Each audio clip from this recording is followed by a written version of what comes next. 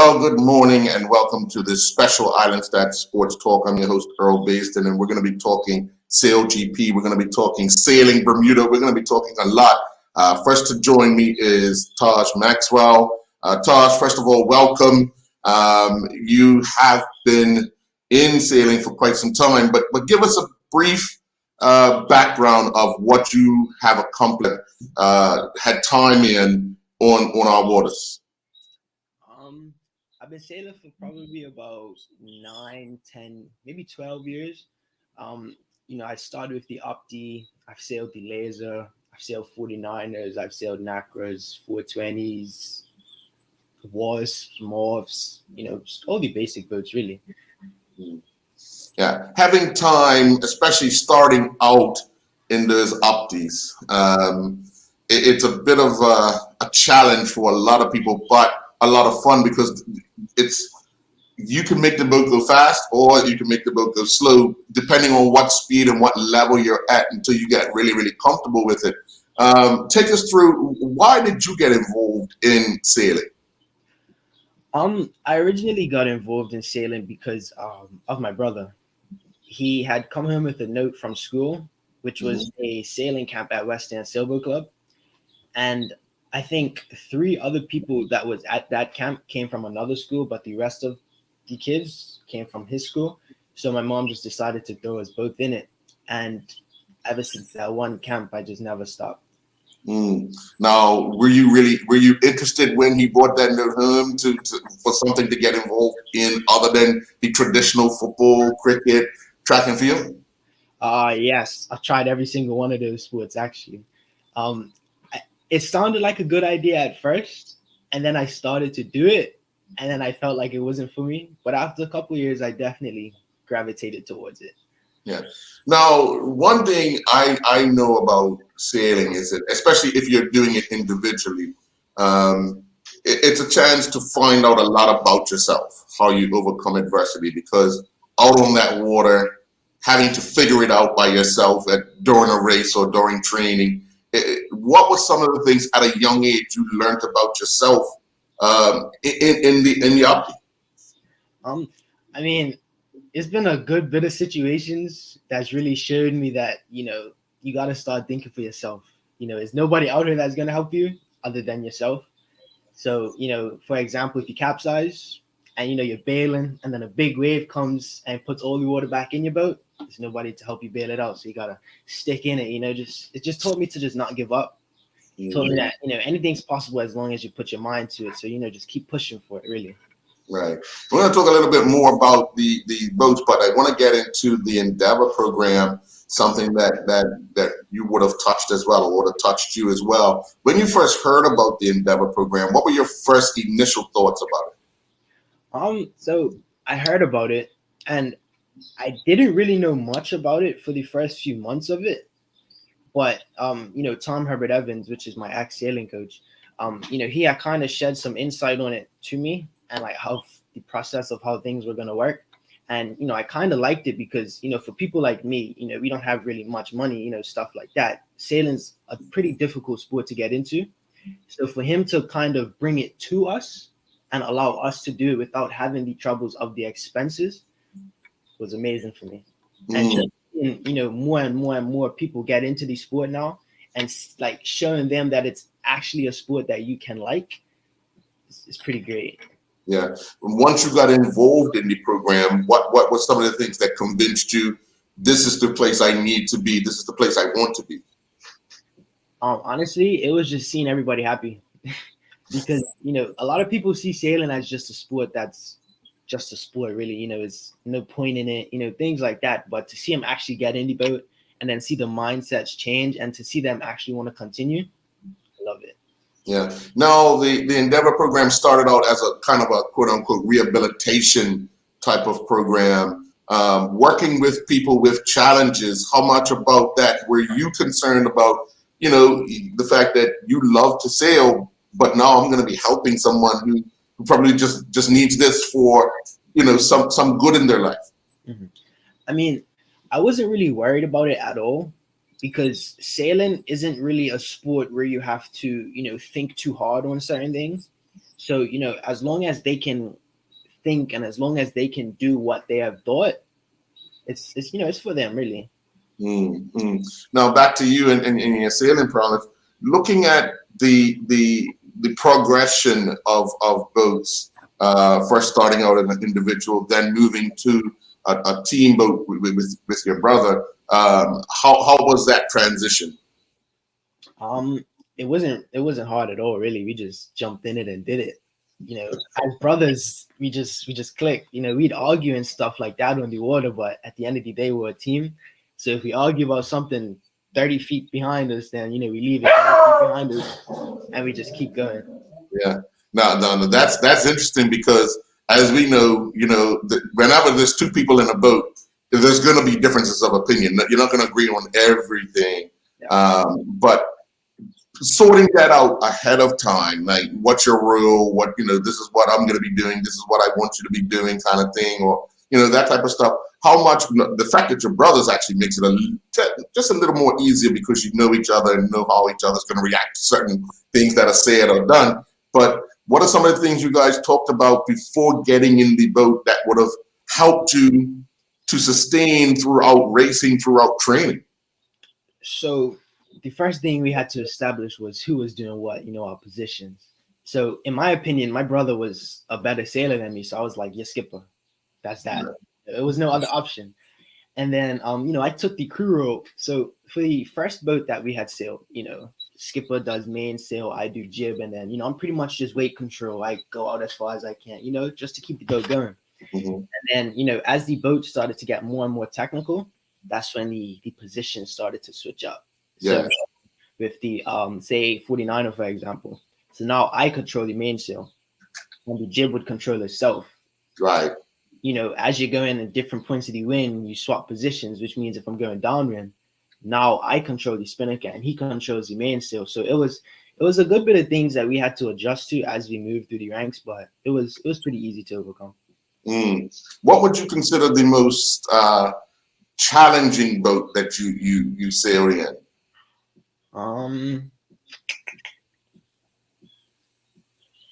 That's a good question. I'd say the Opti for sure. Okay. Why? Because of the shape and maybe because of your height? So when I was in the Opti, I wasn't too tall. I was just a short little nugget, Right. It was more the shape of the boat and just how the boat operated and maneuvered. It just wasn't for me. Mm-hmm. Because as you square front, so you're doing more of moving your body to make the boat go as opposed to the boat going for itself type thing. Right. I wasn't really too much into the physical activity, so I kind of just took the waves and it was just slamming. So I was just never good in it. So that's why I just never enjoyed it.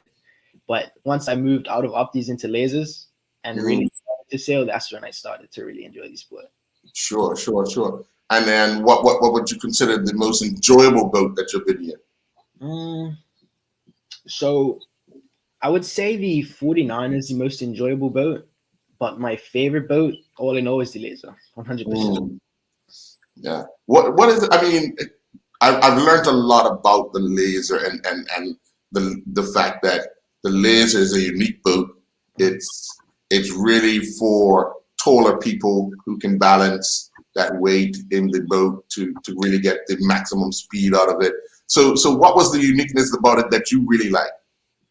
So, everybody has their own opinions, but in my opinion, a laser is the most technical boat that you can really sail. Like, it's more technical than a 49, even though the 49 is like the pinnacle of sailing. Right. Well, I feel like it's more technical than sailing a mall for awards, because you literally have to control every inch of the boat. It's gonna work unless you make it work. And I didn't learn that until late, really. Right. Now that I do know it, I'm hoping that I can, apply it later on in life and kind of, get my own boat and keep going. Yeah, because I mean, you see the work that Adriana and Ben have been doing in the laser, as well as Sebastian, coming up in it. So, just looking at what they've been able to accomplish in that particular boat, I think it bodes well for others to join that fleet if they can manage to get over and get to that technical part. Because people will say, oh yeah, that's just one sail. That one sail, if that one boat makes up makes a big difference. If you've got a quarter of an inch something wrong, offsetting, you could be in a lot of trouble. You could find yourself in the back of the pack, just wondering why. So yeah, I totally understand that. But looking at this is another year of SailGP in Bermuda. You would have been around during the America's Cup and so forth. But the technical parts of these boats, what little do you know about them that are so unique to the sport of sailing? Because this is what one would consider the GP1 of when I say GP1, I'm talking about the car racing of sailing on our waters come this weekend. So I don't really know too much about them, but I do know that they have these things. You know what flight control is? Yes. Yeah, I find that really interesting, and I kind of want to look more into it, but it isn't really much of it online. And just the boat itself, how it doesn't really have a sail. Yeah. But the wing makes the boat move. I don't know, it doesn't really click to me. Well, I remember when we really got introduced to these style of boats. It was during the America's Cup, and there was a lot of secrecy about how these boats are made and so forth. And we learned about that a wing as opposed to a sail, and how the electronics does a lot of stuff, and the humans have to do a lot of grinding, a lot of pulling, a lot of running across the decks and so forth. But I remember when New Zealand unveiled their team for the America's Cup, and they had cyclists as their quote unquote grinders.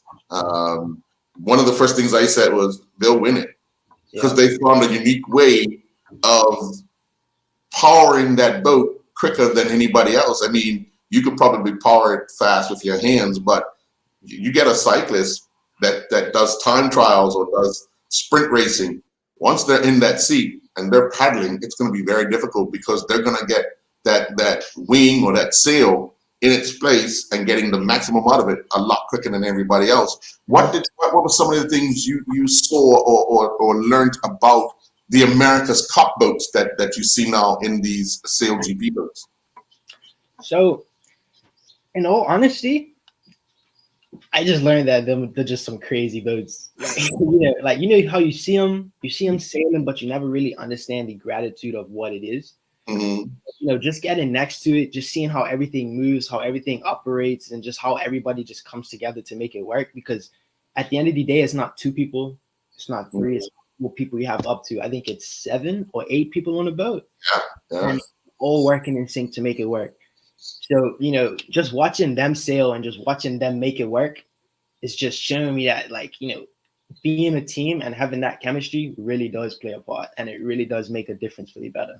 Yeah, and for them, speed is one thing. And I know whenever the boats that we sail in Bermuda, speed is also one of the catalysts, because you want to win, and then speed's going to win most times, better more than none. But the fact that they're able to get those top speeds in very light wind conditions, does that make it even more amazing that a boat can go that fast with maybe 5 knots of wind? Yes. So I learned about the apparent wind when I started sailing Opties, and it never really came into play until maybe, I think, when I started sailing the 49er. So, with the apparent wind and how you're going faster than you wind, now your wind direction changes. So, with you doing that, you have to sail the boat, and then you have to focus on so many different things.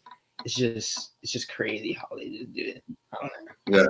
Now back to the Endeavor program, because the reason why I led down that line is it's teaching people just that: wind direction, wind speed, how receptive are some of those people that first get in it, and once the boat starts moving, obviously they're nervous at first because it's something new to them, they've never done it. Here's this water, you're just looking down and you're going fast, and you're looking up and you're saying, I don't feel any wind, how, what are we doing? I think I only know maybe 4 people personally that have done the Endeavor program. they all just tell me like, this is new. I've never done it, and I want to keep doing it. And then they always tell me that they learn so much more about the ocean, and they just have so much more respect for the ocean and just wind and just sailing in general. And it's just giving them a whole different outlook on life, because you have the average person that catches the ferry, watches boats from the rocks, doesn't really go swimming. They're not really involved with the water, so they don't know what it is. So once you sail, and once you actually get on the water, and once you actually realize that the wind plays a major part in how things operate, it just makes you look at things a lot different. Yeah. Now, you would have learned to first do the upbeat in the Hamilton Harbor, one of the hardest places to sail because of the way the harbor is shaped and the way the wind comes in and so forth. So you would have learned about tide and current more before you would have learned more about the wind. Yeah. That challenge as a youngster, take us through some of that, because a lot of people don't, like you said, a lot of people don't understand that. They just watch it from the rocks and think, oh yeah, I can do that. I mean, one of the major challenges in the harbor is just the land surrounding it. So the wind could come out of one direction, but because of all the buildings and all the like structures of the rocks and trees, you can create a wind tunnel. So now, you have the wind coming from a separate direction, pushing from a separate forces. And then you have water rushing in from just that one inlet. No, two. So you have the two rock inlet, and then you have what's the one? Runaway Deep. That's it. So, you have all your water rushing in from there with the tide coming in, with the tide coming out. So, it kind of messes with you a little bit when you first start. But once you adjust to it, it's okay. How long did it take for you to adjust to it? Because it's not easy. It's not. It took me probably, I think, for the better part of a year or so to really understand how everything worked. Right. Now, one of the things a lot of people don't realize is up these probably about 8 feet, 7 feet, 7-8 feet. Yeah. 7-8 feet. Being out in the middle of the Great Sound in a quote unquote bathtub. And I mean, the Great Sound is 3 miles wide. And that could be intimidating sometimes. I mean, in the harbor, in your mind, if I tip over and I can't get this boat back up, I could probably swim to the shoreline, one of the shorelines. Yeah. Great Sound gives you a different sense of what's good. Even though you have the crash boats and everything around you, your mind still plays tricks on you. When you first went out to the Great Sound, what was the thought process? I mean, honestly, I think for the first 4 years or so, every time they said, yeah, we're going to the Sound, adrenaline pumping, I wasn't sure what to expect. So, you get out there. Sometimes it's good days. Sometimes it's really rough days. And the really rough days, because the Sound is just open. Yes. Really anything to stop the waves. So, you're going out in a boat probably like 1.5 feet tall. So you're only in, maybe 6, I say probably about 3 feet off the water, with your head height. You're sailing, and then you're looking around and you see everybody else's boats disappearing with the waves and stuff like that. It's pretty nerve-wracking. Right.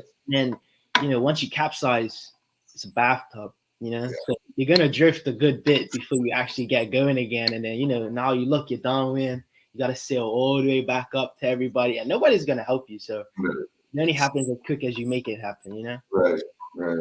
Yeah.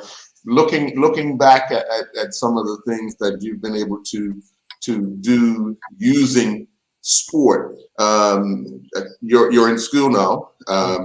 What part of sailing has helped you in your academic learning thus far?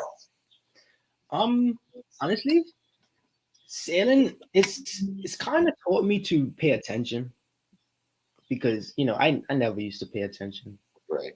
Once I started sailing and I started to zone out, I started to go in my own world, that's when things started to go wrong.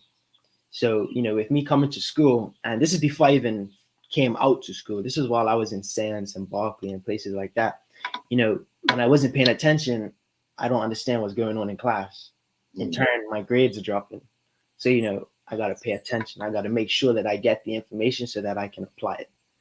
So, that's just a life lesson, really. It's not even just to do with school, but that's the thing that I got from sailing, was to just be aware of your surroundings and make sure you understand what's going on. Right. Now, again, sailing is a unique sport, depending on whether you do it individually or team. But the progression that you and I had a conversation prior to us coming live, the progression of what one would look at as sailing for Bermuda or trying to represent Bermuda. We have the uniqueness of the Olympics having only a certain amount of boats or classes. What would be your recommendation for future boats to come to Bermuda to help the local progress in sports to get to any one of the 4 major festivals? In all honesty, I think, in my opinion, I feel like we should only focus on the boats that involve. Okay, not only. Sorry, we should mainly focus on the boats that involve competition and kind of push the kids to stay in the sport. Because what I've realized is once you graduate from Opties, you're pretty much on your own. Mm-hmm. Like, you can still sign up for these sailing camps. You can still, do those types of things in other boats. But the only competition in Bermuda is in Opties. You have layers of competitions as well, but it's not quite as big as Opties for some reason. So once you start sailing lasers, that's when they start to get lazy. That's when they start to get out of shape, and then they stop liking sailing because they're not really progressing. So I feel as if we need something for the kids to have some sort of motivation to keep going. Something to look forward to, as opposed to them just having to do it. If that makes sense. Yeah. Well, one of my major concerns for that is we see the numbers of Opties out there. I just get my laptop charged really quick. Sure. Sorry about that.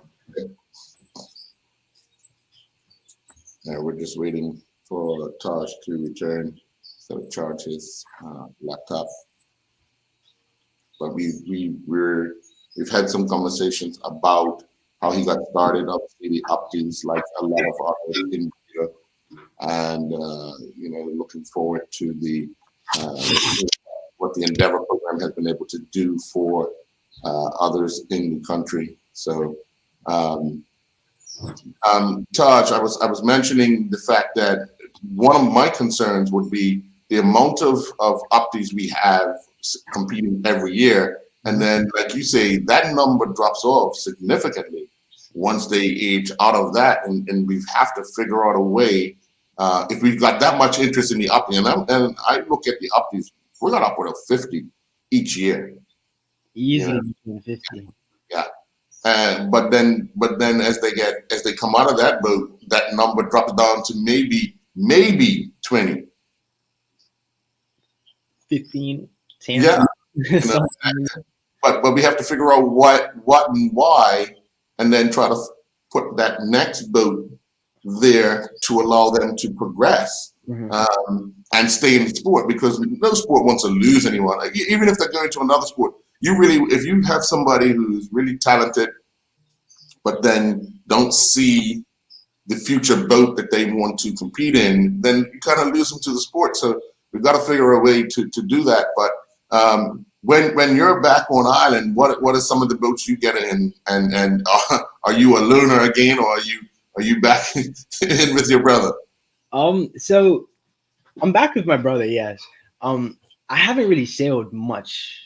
The last time I sailed was the last Inspire program, and then that was maybe 3 or 4 years. So it's been some time since I actually got in a boat and actually sailed, but I'm looking forward to it. Yeah. Okay. All right. So when you give us a sense of what you've been studying.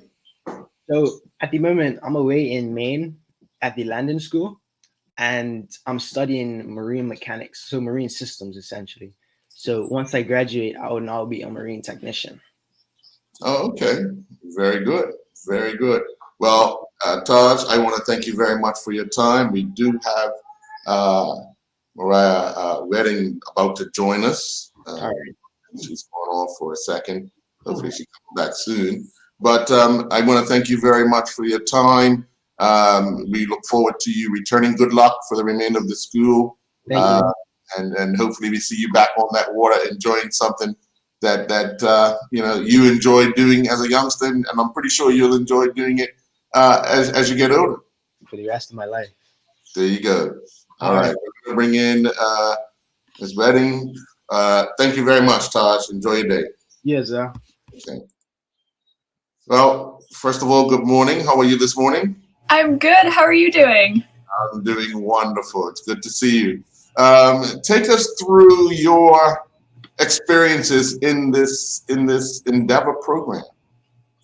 Well, it all started with Endeavor, actually. I grew up sailing, and then through Endeavor, I became a sailing instructor, and I did the annual Springboard Course with them. So it gives you everything you need to be an instructor and start your career on the water. And then, yeah, I worked with them for 4 years. So it was quite a while with them, a lot of fun. I learned so much. And now, recently, I've moved on to try to find some new opportunities. I'm really interested in traveling. So I'm hoping to find something I can do while also being able to travel. Sure. Now, the Endeavor program is a very unique program, as I spoke to Taj about earlier. What was the eye catcher for you to get involved in it? For me, I have always loved being on the water, but I could never see myself doing a career in the marine industry when I was younger. So for me, it was kind of a once in a lifetime opportunity. I wasn't sure if I'd be able to become an instructor later. So I was just really interested to just test it out and see if I could do it. And once you got in the saddle, quote unquote, the saddle of it, what did you enjoy the most? Well, working with Endeavor, I really enjoyed giving back to the community. There's a lot of people who can't afford to get into sailing because it is a very expensive sport. And I was lucky enough to have people who could help me with that when I was younger. So I really wanted to give that back to the youth of Bermuda and allow them the same chances. So yeah, Endeavor, what they do is they offer sailing to everyone who comes through school in Bermuda. So I was really proud to be a part of that. Yeah. What is your background in sailing? What did you start in? Well, I started in Optimists. Right. Way back, like a lot of I was 7. Yeah, it was a long time ago.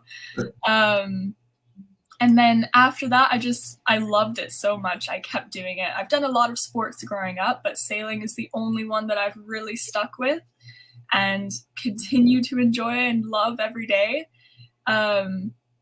I then moved on to different boats and continued to work my way up at the Royal Bermuda Yacht Club. And then after I'd been sailing for, how long was it? Probably about 10 years. I did the Springboard Course. And that really gave me an insight because I had always been the one who was being taught how to sail. So to then learn all the background and everything that my instructors had to know was a little bit overwhelming, but I think I got the hang of it now. What is it about the water that you enjoy the most? For me, it's about the freedom of it. If you get on a sailboat and you know how to sail it properly, you can go anywhere you want. You can do anything you want. You can do it competitively. You can do it leisurely. You can just go out and enjoy a really nice sunny day, or you can get really into the races and competitive with it. So I just think there's something for everyone, and it's really freeing to be able to go out and go anywhere you want. Now, we have the SailGP boats here, just like the America's Cup boats that we had here in 2017. The uniqueness of those boats, what intrigues you the most about them? Oh my goodness. Well, the technology for one. I think these boats are more machines than regular sailing. They are incredible to just see all of the people and all of the resources that go into one of these boats is pretty crazy. And I really enjoy seeing how they get put together and also the speed and just the excitement of seeing them out there racing and getting to know the sailors on the boats actually has been really interesting as well, to know their backgrounds and all of that. Yeah. What a lot of people don't know, people will go out and watch the event. They'll go out and watch the boats do 60, 70, 80 miles an hour on the water. But what they don't realize is the 50 or 60 people back in the under the tent that have to put that together for those 7 or 8 guys on the water to make sure that that actually happens. Being around the technical committee crew and the crew, what is that experience like? Because you probably had the experience of listening to them talk about how to make this thing go faster, how to get the maximum out of it on different days. Oh yeah, it's amazing. I don't understand a lot of it yet, but I'm hoping to keep learning. The amount of people it takes to get one of these boats sailing on the water is incredible. I never realized there were so many people who are part of it. So it's really, it's been really inspiring to see all the passion and all the different people that really put their life and all their knowledge into this. Now, we learned during the America's Cup, obviously, the quote unquote sail is a wean, and pretty much just like these ones are. But the technology that goes into these particular boats, have you had the experience of being on one while it's been on the water, not actually out in the zone, but just being on it while it's in the water? Yes, actually, I was very lucky to be able to join the SailGP Canadian team on their shore team. So that means that I'm involved in getting the boat to the water, craning it into the water, and then also setting it up once it's on the mooring. I haven't been on one when it's moving yet. That's still a goal of mine that maybe one day I'll be able to accomplish, but I have had the chance to be on it while it's floating in the water, tied to a mooring. And it is so cool to just sit where the sailors sit and see everything they see is incredible. There's so many buttons, so many different controls that I don't know what they do, but it looks very, very cool. Now, a lot of things, like when you would have first gotten into sailing, you wouldn't have thought fitness. You would have just thought, let me just go sail this thing. Let me just get in it and see how fast it goes, have fun with it. How much of sailing did it teach you what's needed to be better day by day? Well, when I was growing up, I think I've always been someone who really likes to continue learning. So for me, it was always about getting to the next boat, getting to the more advanced boat and pushing the limits. So for me, I can't even imagine how these guys get on these boats and know what's going on and work as a team and make it happen, because every single person has a role.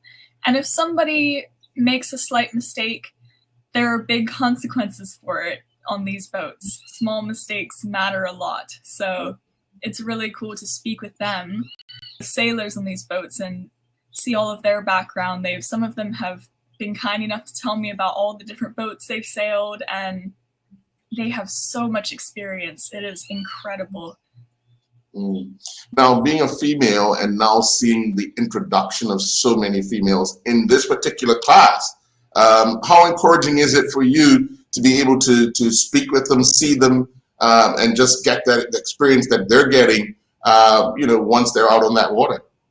It is incredible to see there's so many females in the sport now, because previously I feel like there were females in the sport, but not to the level that we have now.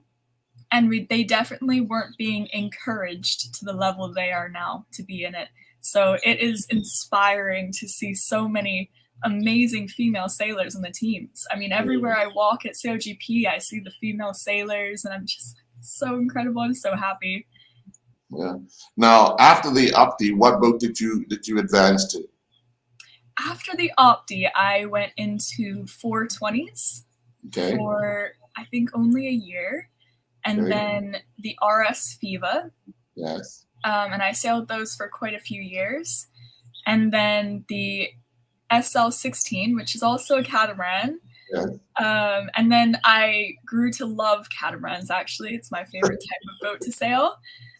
So I then had the opportunity to sail on a NACRA 17, which was actually left over from the America's Cup when it was here, the youth program. So very grateful for that. Yeah. And I've had the chance to be on a few different foiling boats. I've tried a Moth and a Wasp, and they are very hard, but very fun to sail. It's very challenging, and I love a good challenge. Yeah, and then I'm here today. I try to get on any sailboat I can, really.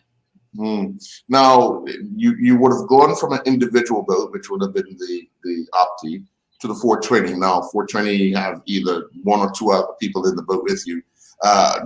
Going then into a quote-unquote team boat, what was that transition like for you?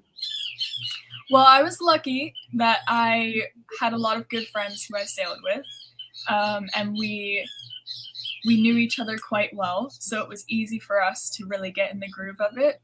And what I love about it is when you get so comfortable with each other and good at knowing each other and what we're going to do, that we don't really even have to speak to each other about what we're doing. We just know each other, we know what we're about to do, and we get it done. It's so cool. I love being on a team. Actually, I like being in a team more than I do sailing on my own, because I find it so amazing. Once you find that crew member who's really good and you can just work together, it's so great. Now, I'm pretty sure that then you would have been smiling a lot when you'd have seen the transformation in the Endeavor program of someone who would have been on the boat for the first time, and then you see them weeks later and they want to do it all on their own because they're that comfortable. Just watching that transition, how much joy is it for you, or was it for you, to see that progression? I think I probably smiled every single day I worked there.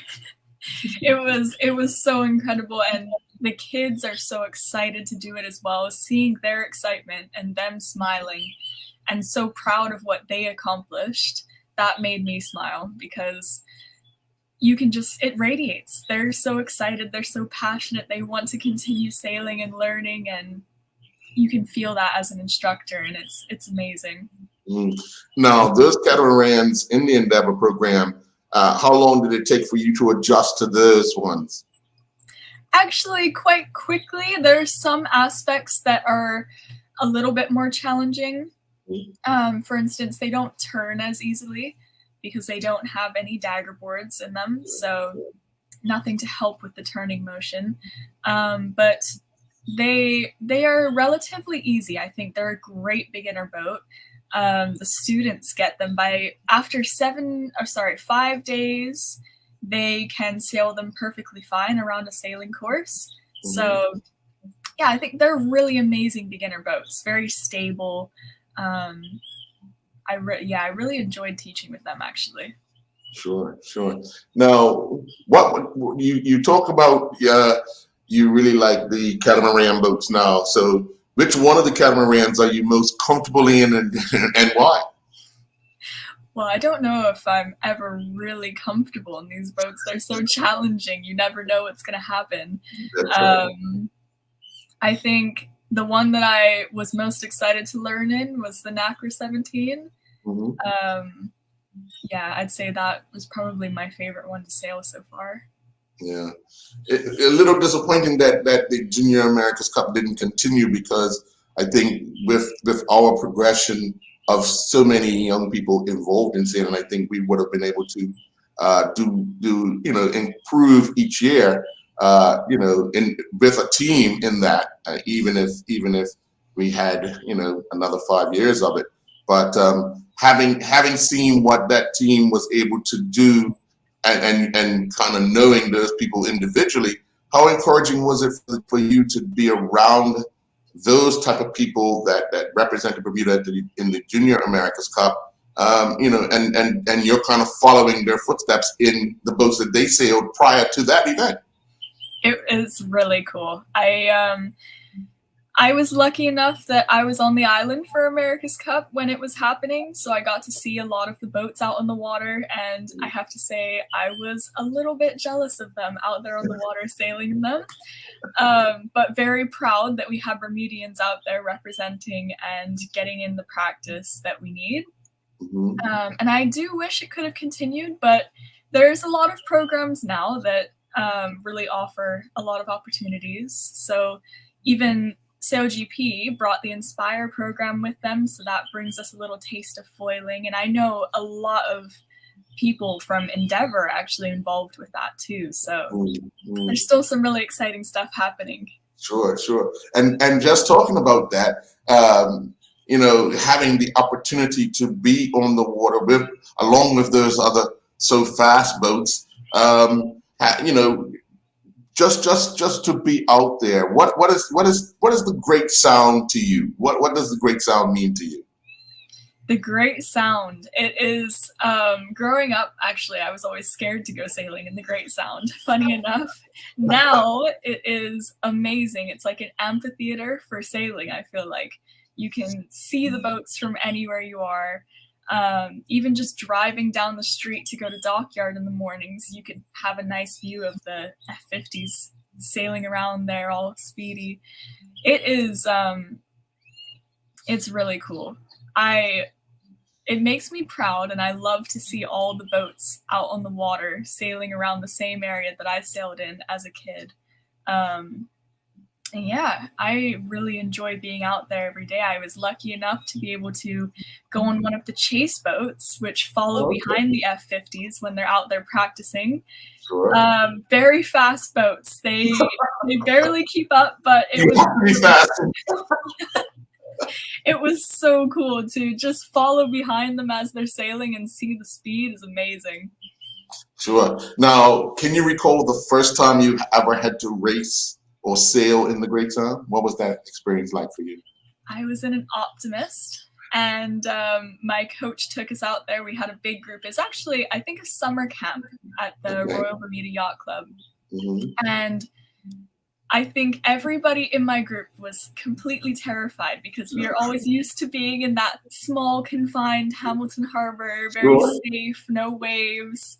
And I remember the waves were crashing onto my boat, and I have to say, I couldn't wait to go back in.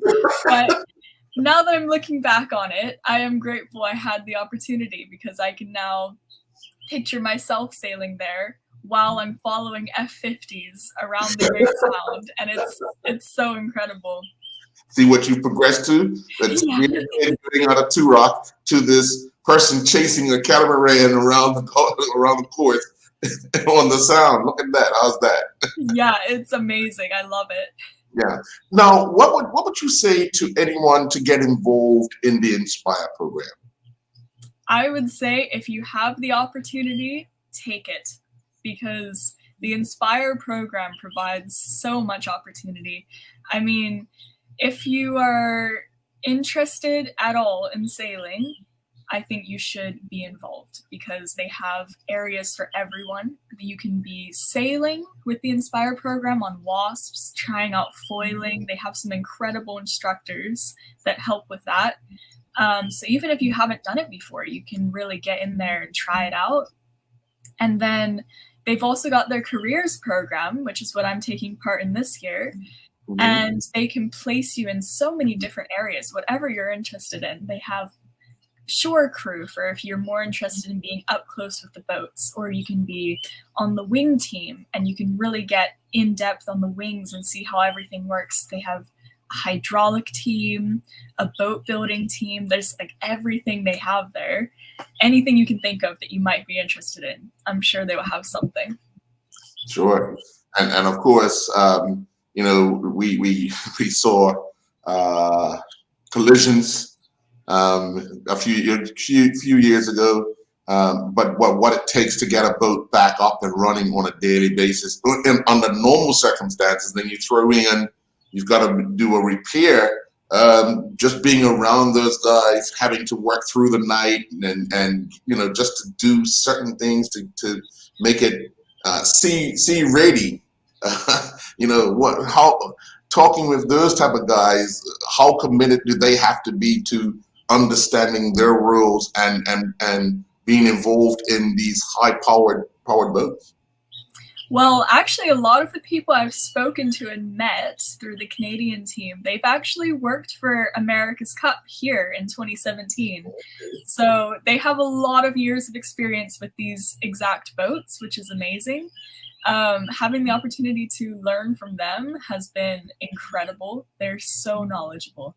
But I mean, on a daily basis, I'm only the intern, so I don't do the full hours that they do, but I show up at 8 a.m. to meet with the team and discuss what we need to do for the day. And then, I mean, for the past week, I've been leaving at around 8:30 or 9 p.m. So it is a life commitment to be in this. You have to really love what you do and be passionate about it, because you have to be willing to give up most of your life to be a part of this team. Right.